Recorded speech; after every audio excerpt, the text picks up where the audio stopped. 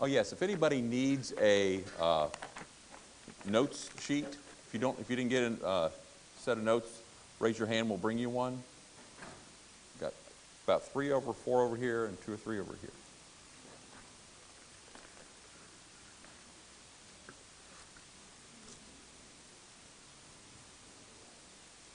Go ahead and turn to Matthew 24.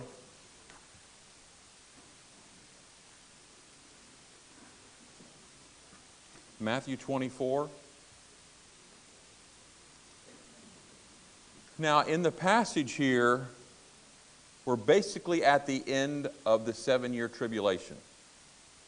Okay, in this passage here, we're in verse 29. Matthew 24, verse 29. We're at the end of the 7-year tribulation.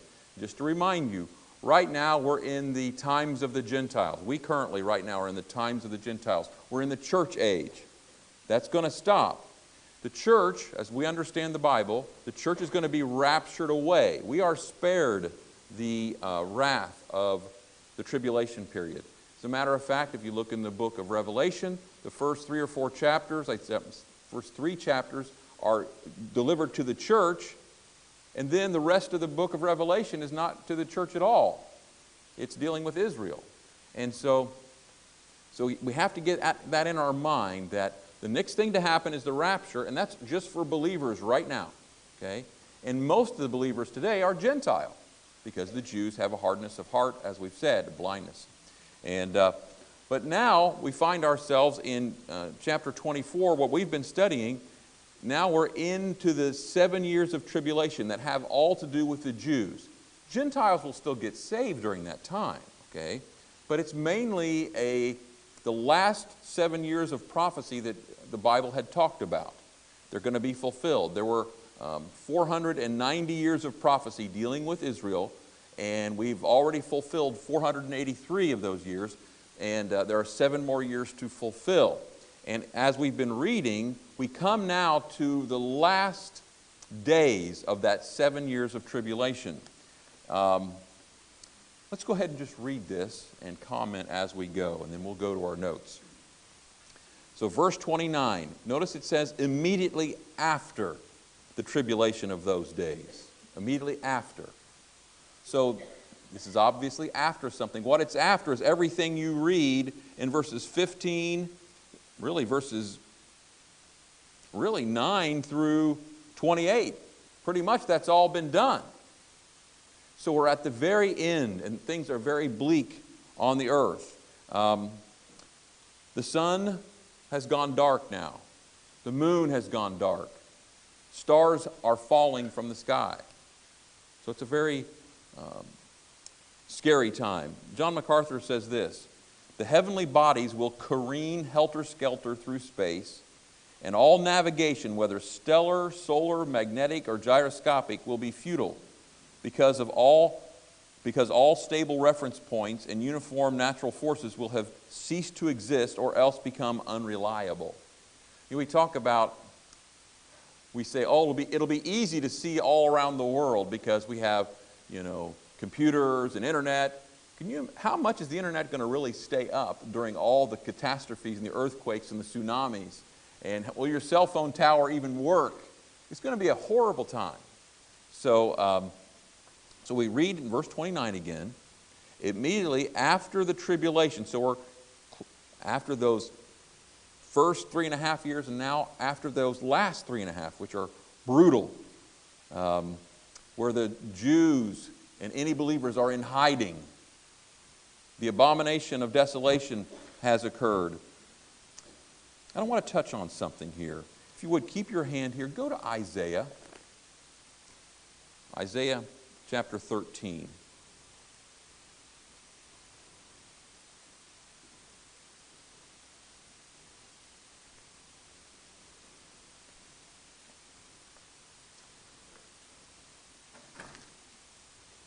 If you found Psalms, just go to the right a little bit. It's a pretty big book. Isaiah 13.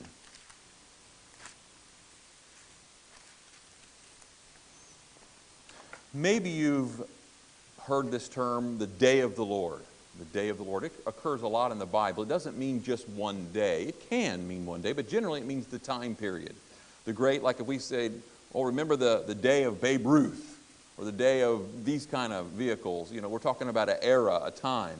So the day of the Lord is a time period. And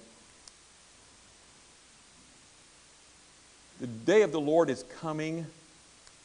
Mainly the day of the Lord is not just to rescue, it is to bring retribution. It's to bring punishment on the world. And that's what's going to happen. Look here in Isaiah 13, look at verse 6.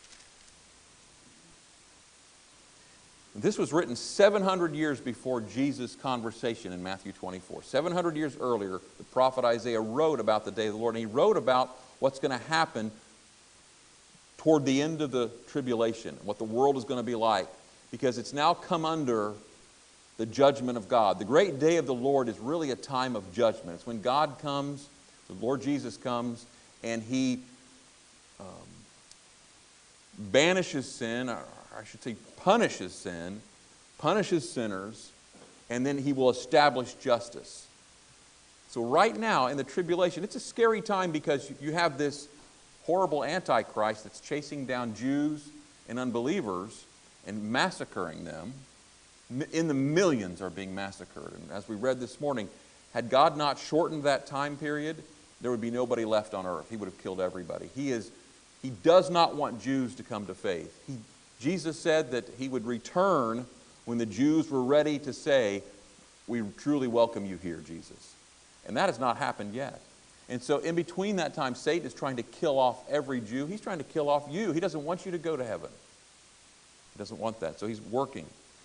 And so what's sad, in the last 3.5 years of the tribulation, what's horrible about this, not only do you have the Antichrist massacring believers and chasing them, you also have God inflicting judgment on the world with the sun going dark and the moon going dark and stars falling. It is a horrible time.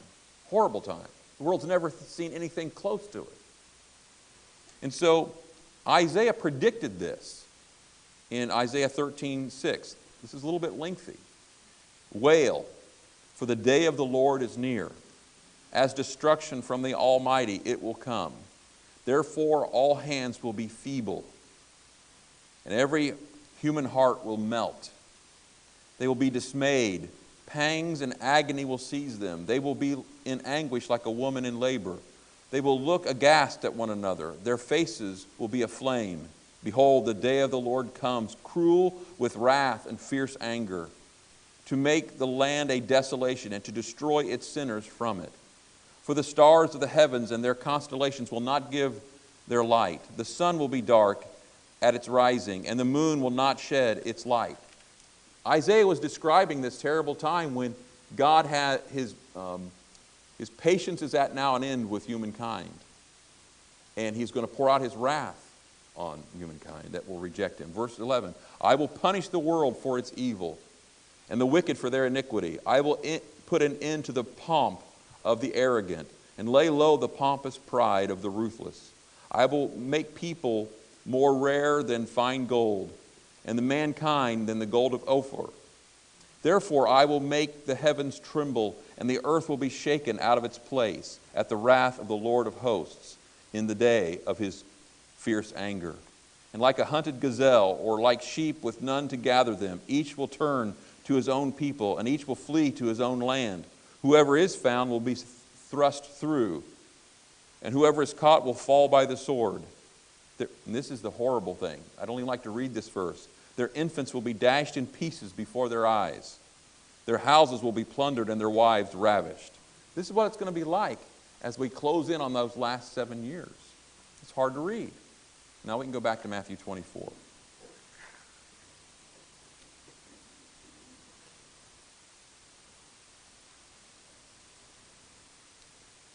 Verse 29.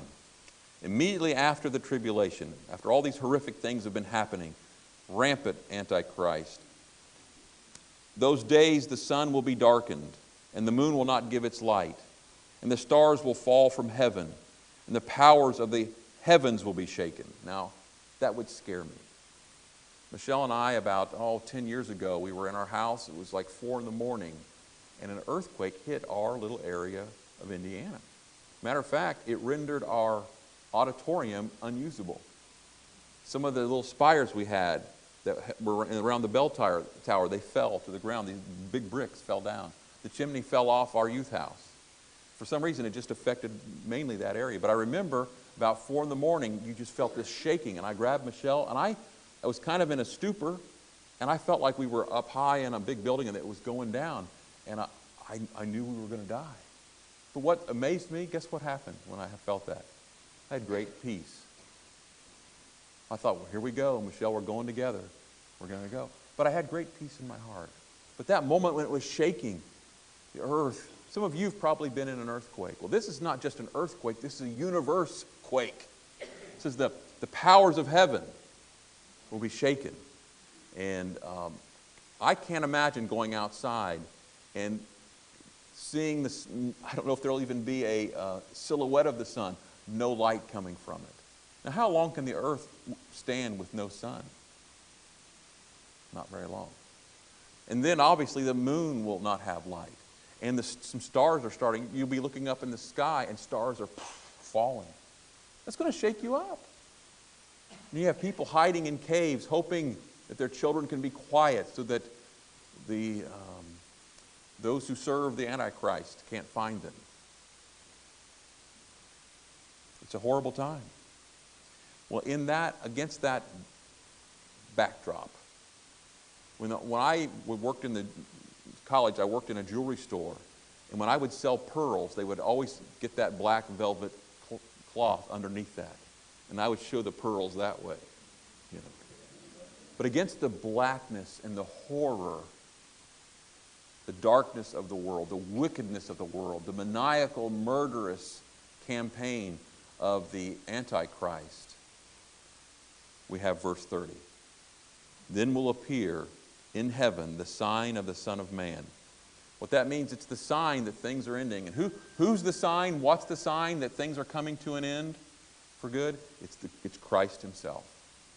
I mean, it is going to be blazing. You know how it is when we just turn after the drama and we turn on the lights in here? Some of you guys go, oh my goodness, you know, like this.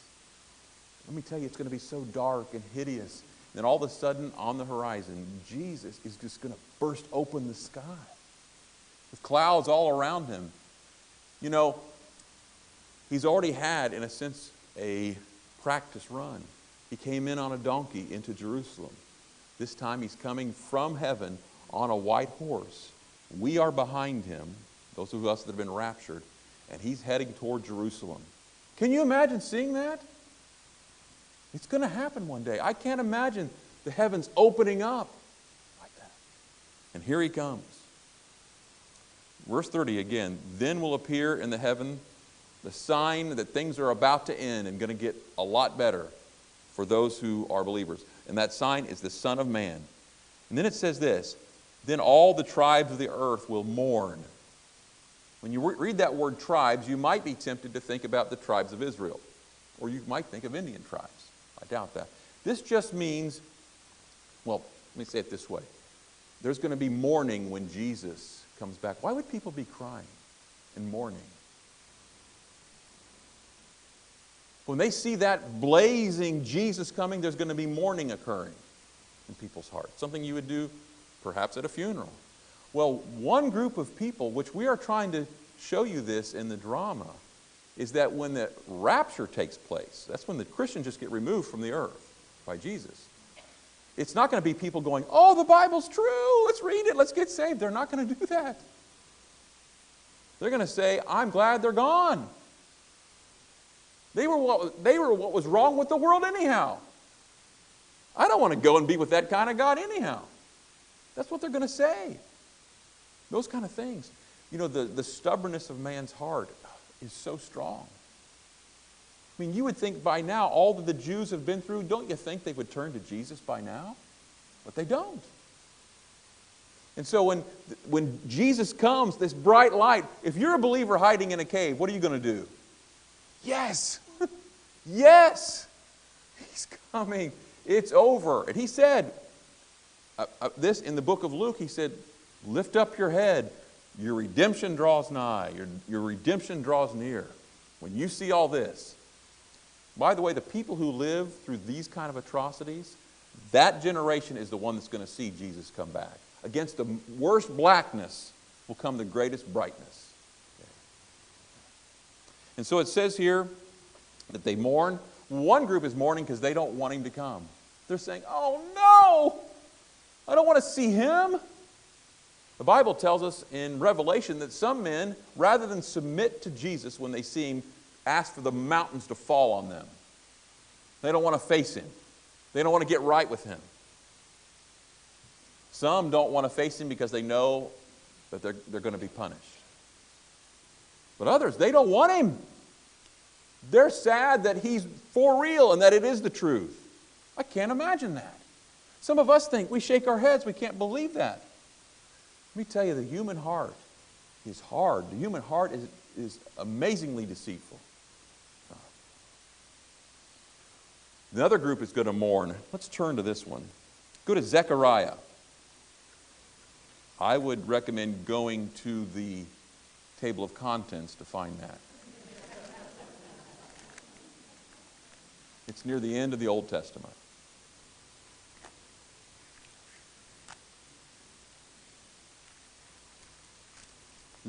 Zechariah, go to chapter 12. Actually, it's not far from Matthew. Let's go to the left. Zechariah, chapter 12.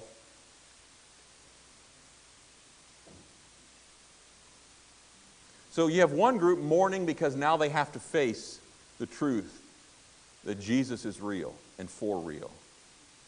Some are going to mourn because they didn't want it to be true. They didn't want to come under his authority. They hate him. And another group is going to mourn. Some are going to cry this. One of my favorite movies is First Blood with Rambo. It's just, if you don't love that movie,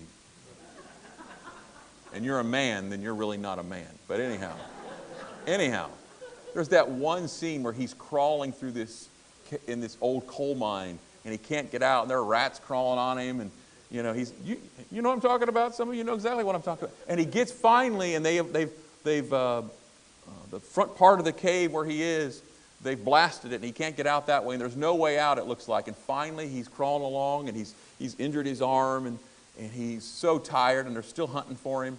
And he finally finds a little narrow passage, and you can feel a breeze going out the cave. And he looks up, and there's sunlight.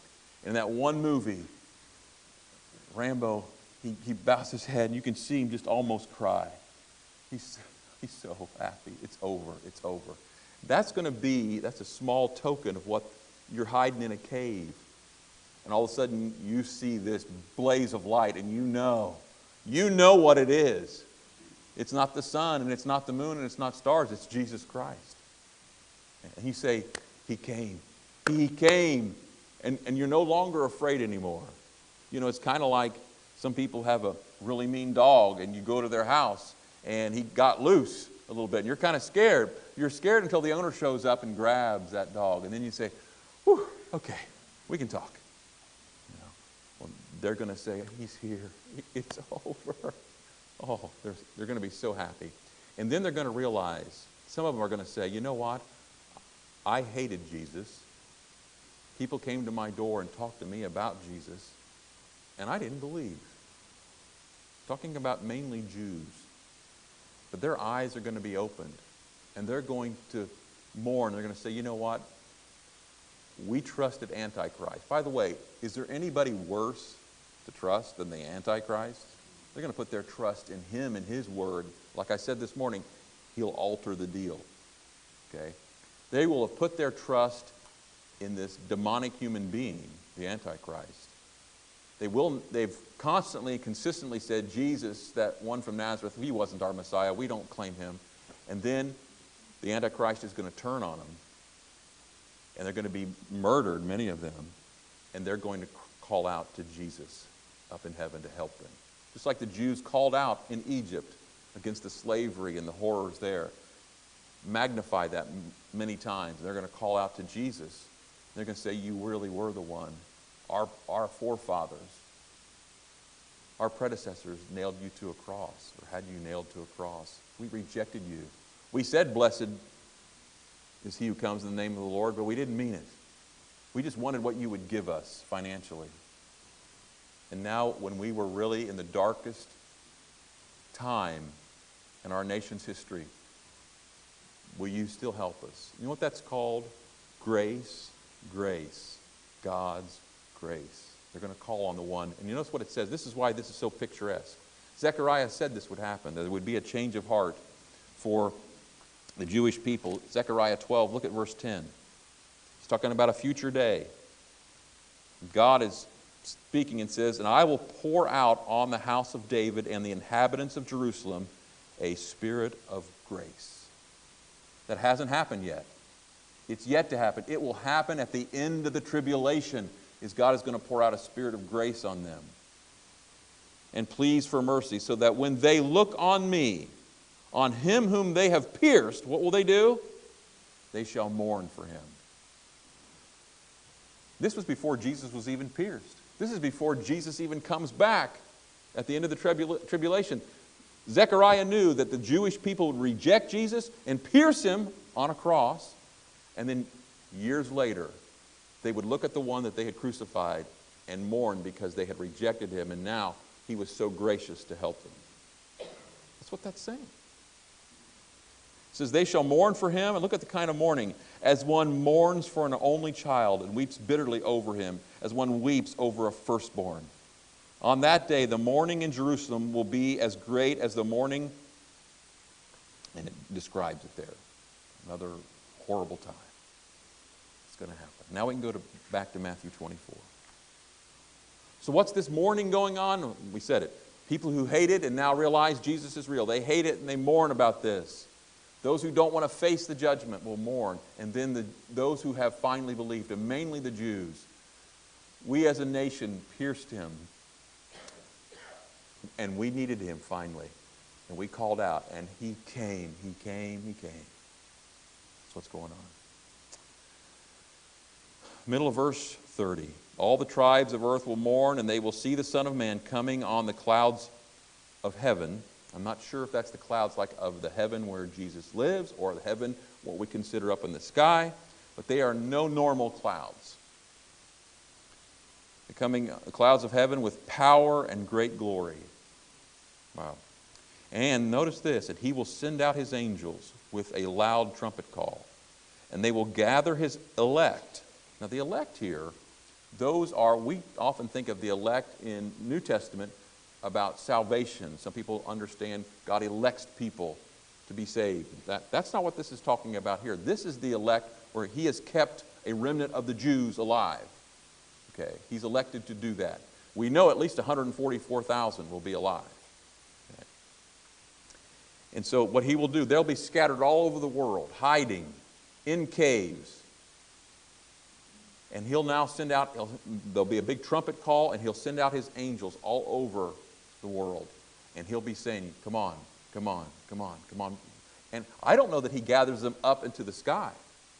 I think he gathers them to Jerusalem, where he now is going to take care of them and start his 1,000-year reign. Verse 31, and he will send out his angels with a loud trumpet call, and they will gather his elect from the four winds, from one end of the heaven to the other. So he's going to gather all of those that have been on the run. You can come out now. You're safe now. On the way there, this isn't in his passage, we find out later that on the way from heaven down to earth, where he calls the angels to gather all of his elect. On the way, he battles the battle of Armageddon and wipes out the army of the Antichrist. They don't want him to come to Jerusalem. They don't want it to be true. What it says in, look at chapter 23, verse 38. Jesus said to them, this is back when he was on earth, Jesus said to the Jews, see, your house is left to you desolate. I'm leaving you. You're going to be empty. You're going to be barren. You've rejected me for the last time. Verse 39, for I tell you, you will not see me again until you say, genuinely, blessed is he who comes in the name of the Lord. And at the end of the tribulation, they are going to say, blessed are you who comes in the name of the Lord. Help us. And he will gather them all. And we'll close with this, verses 32 to 35. From the fig tree learn its lesson. As soon as its branch becomes tender and puts out its leaves, you know that summer is near. He was talking to Jewish people. They knew a lot about figs. Okay? I preached a message a few years ago. I don't like fig Newtons. I just really don't like those fig cookies. My dad would take me, he was a pastor, he would take me with him as a young guy. I was about maybe 6 years old, and he would take me to go visit people in the church. We went to this one couple's house, and they said, they saw me, little guy, and they said, oh, you want something good to eat, don't you? And they brought me fig Newtons. 3 or 4 of those fig Newtons. And so what I did is while my dad was talking to them, I was sitting on the couch, and I just dropped those fig Newtons one by one behind the couch. I didn't eat them. Anyhow. Just like you know what fig Newtons are, the Jews understood figs. Okay? And what he was saying here is, he says, you know when the sap is beginning to return to the branch and the leaves start to come out, he says, you know, like every other Jew around here, when that starts happening to the fig tree, you can see the sap is coming in and the leaf is starting to come out. You know that summer's right around the corner. He says, so what I'm telling you, he says, just like you know from the fig tree that summer is really close, when you see all these atrocities, the abomination of desolation, when you see the sun and the moon going dark, when you see all those things, know that I am very close to actually coming. Because he was just giving them a figure of speech. That's all he's saying. Okay. Verse 33, so also when you see all these things, again, the abomination, the Antichrist, the sun, the moon, all this stuff, when you see all that happen, you know, and it's not you can hope, you know he is near.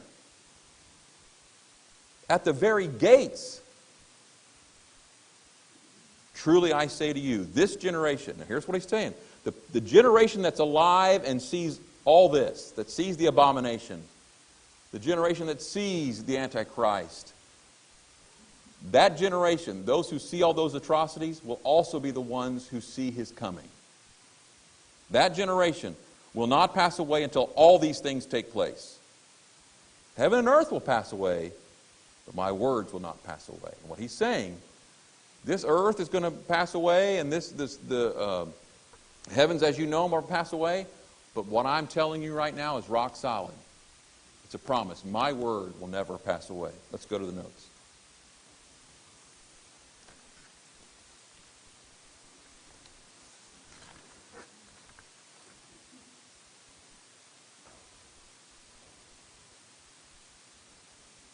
Number 1, when the Antichrist commits the abomination of desolation at the midway point of the 7-year tribulation, it will kick off the worst ever Holocaust against the Jews and all believers. We've probably all seen footage of some of the Holocaust atrocities. It really bothers you.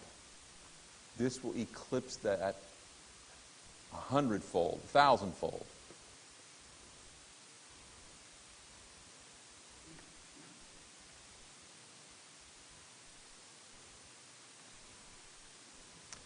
Number 2,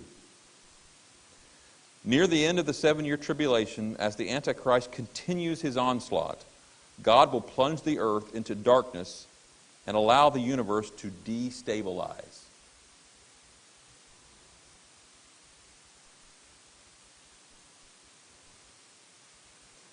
I remember when George Bush Sr. he attacked somewhere in the Middle East. And they had footage of it happening. And it was kind of at that moment you saw these tracers going up and these missiles being launched. It shook me up a little bit to see that.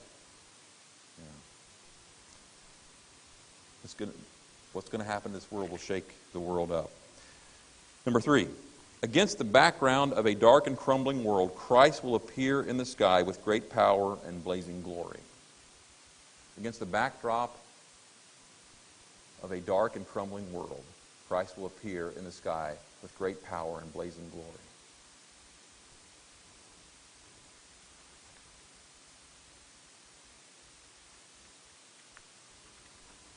So at the end, number 4, at the end of this last of the 70 weeks, this last week, this last 7 years of prophecy for the Jews, at the end of the 7-year tribulation, Christ will, letter A, return to earth.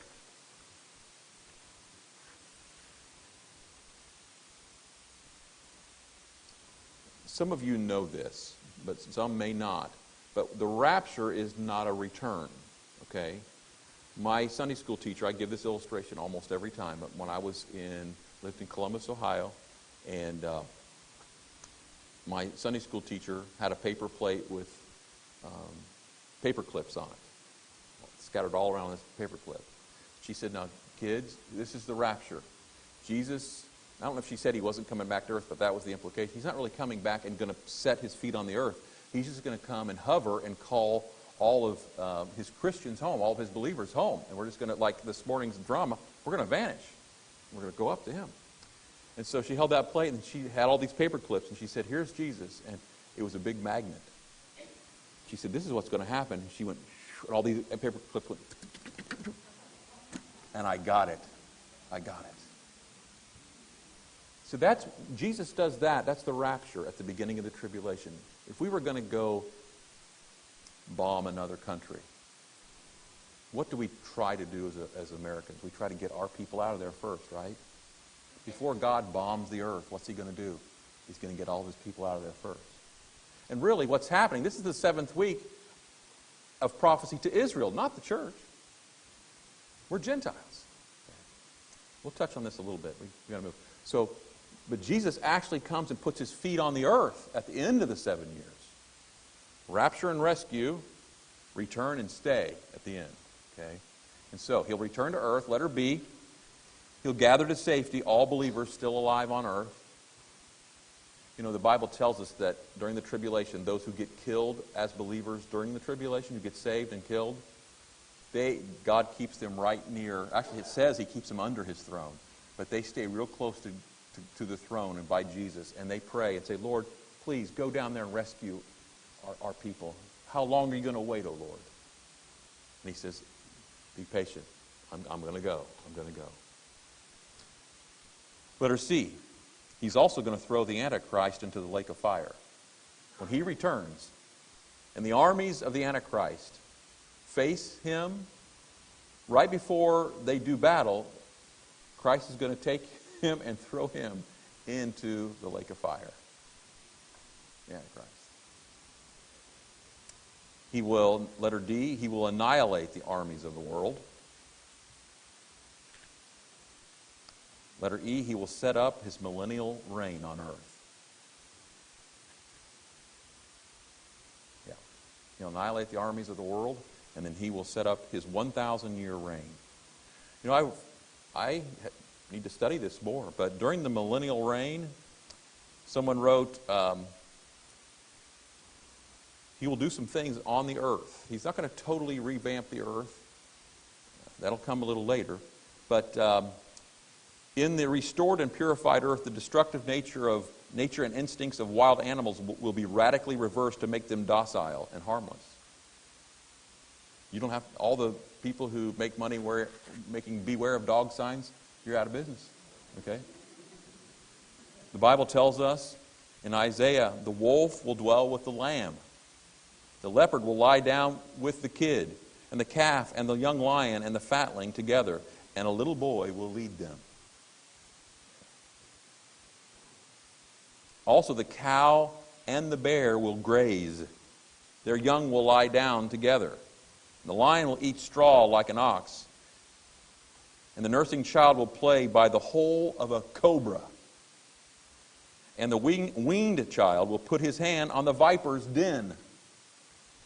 They will not hurt or destroy in all my holy mountain, for the earth will be full of the knowledge of the Lord as the waters cover the sea. That's what's going to happen in that 1,000-year reign. It's going to be totally different. Number 5. Throughout the tribulation, the 7-year tribulation, God will keep a remnant of Jews alive who will be on the earth to genuinely welcome Christ as their Messiah when he returns.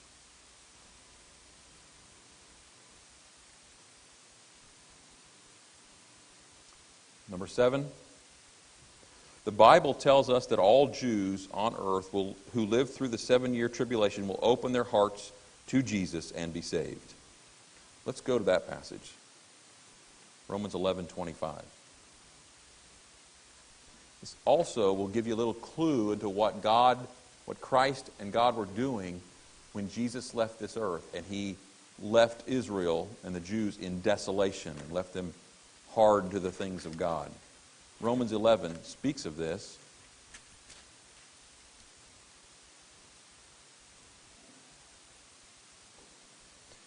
The Jews, he's going to return to the Jews and set up a Jewish kingdom. He loves them. They are his chosen people. Right now, they've been put on the shelf, but there is still a day for them, and it's coming. And in Romans chapter 11, look at verse 25. He's talking to you and me, Gentiles. Okay, here. Paul's talking to Gentiles here, Romans 11:25. He says, "Lest you be wise in your own sight, I want you to understand this mystery, brothers. A partial hardening has come upon Israel," right?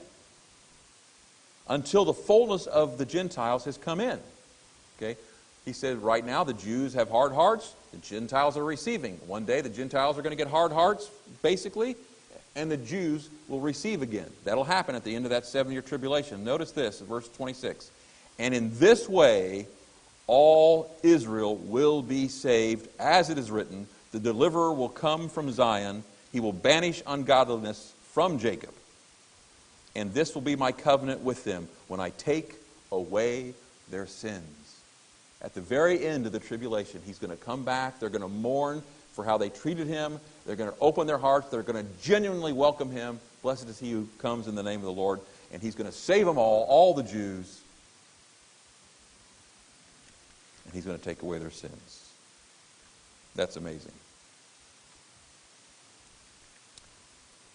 Now, he won't be able to take away the sins of those who died in the tribulation stubborn-hearted. Once you die, any of us, that's it. Everybody in here was talking about what day they got saved. Now, I don't remember the exact day. I can't tell you the date, but I remember the time. I know where I was, and I know when it happened. Okay? As long as you have that. Okay? Do you have that? When you crossed over from death to life, from spiritual darkness to spiritual light forever. Number 7. Christ promised that the generation who witnesses all the atrocities of the Great Tribulation, the last 3.5 years, will also witness his awesome return to earth with power and great glory.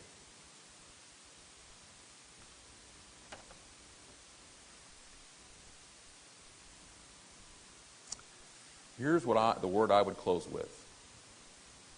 The Jews, I would hope, would find a remnant of the Bible. Maybe they would have it on their phone, and they would be reading passages like this where it says, we read in Matthew where Jesus said, "Let the reader understand."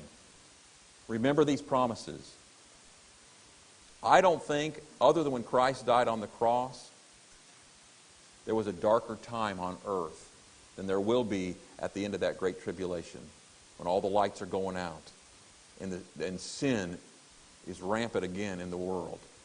That's a very dark time. But at the very darkest moment, the greatest hope will burst forth. Jesus Christ will come. And here's the point and an application to you and to me, and is this. In your dark times, you can trust God's promises. So he said at the end, he said, this is going to happen. You wait on me. I'm coming. When you see all these things, horrible things happening, I'm closer than you believe and understand. I'm at the gates.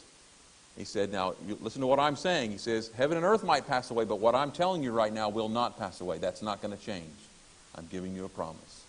That promise applied to the Jews and whoever's still living as a believer at the end of the tribulation. But for you and for me today, we have our dark times. We all do. We all do. And in our dark times, you can trust these promises. All your dark times, you can trust these promises. He talks about it. The flower fades and the grass withers away, but my word abides forever. Amen.